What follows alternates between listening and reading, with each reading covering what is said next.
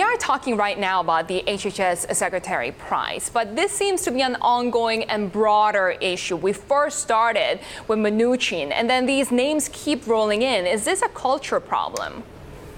Well, it definitely appears that several members of President Trump's cabinet have been treating themselves to luxury travel, either on charter private airplanes or on military aircraft, racking up hundreds of thousands of dollars and now into the millions of dollars in costs for travel that could have cost much less if they were to take commercial aircraft. We've seen this at the EPA, we've seen this at Treasury, we've seen this also at the Interior. Several secretaries, several cabinet members have admitted that they do take private travel, even at times where it appears that there is commercial travel available. President Trump is now instituting an internal review, and he said that there's to be a halt on all private travel while this review is going on.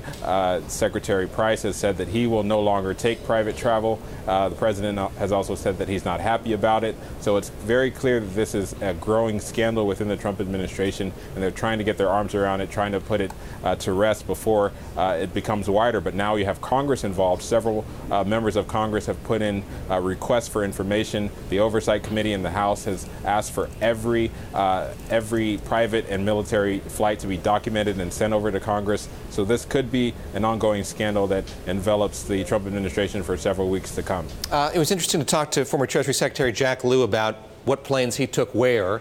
There was a flight from Washington that Elaine Chao, Secretary Chao, took with Secretary Steve Mnuchin to New York when the president spoke at Trump Tower, gave a now famous news conference there about what happened in Charlottesville in part.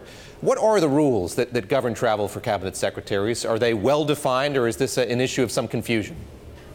Well, the rules are somewhat loose, but the intent of the regulations are very clear.